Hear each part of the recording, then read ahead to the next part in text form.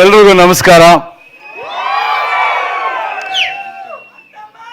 ಕರ್ನಾಟಕಕ್ಕೆ ಸ್ವಾಗತ, ಸುಸ್ವಾಗತ. ಐ ಥಿಂಕ್ ಮೊದಲು ಸ್ವಲ್ಪ ನಾನು ಕನ್ನಡದಲ್ಲಿ ಮಾತಾಡ್ತೀನಿ. ಇವತ್ತು ನಾವೆಲ್ಲರೂ ಏನು ಈ ಒಂದು ಟಾಕ್ಸಿಕ್ ಚಿತ್ರ ಇದಕ್ಕೆ ಸೇರಿದ್ದೀವಿ, ಅದಕ್ಕೆ ಮುಖ್ಯ ಕಾರಣ ಕರ್ನಾಟಕದ ಜನತೆ.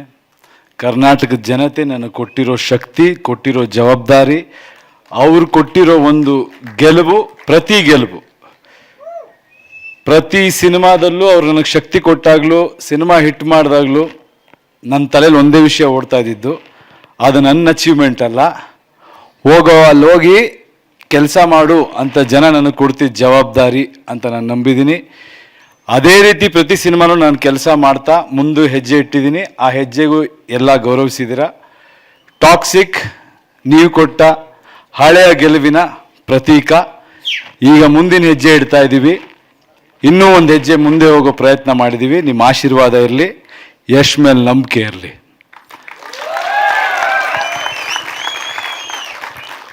ದಾರಿ ಯಾವುದಾದ್ರೂ ಆಗ್ಬೋದು, ಗುರಿ ಮುಟ್ಟಬೇಕು.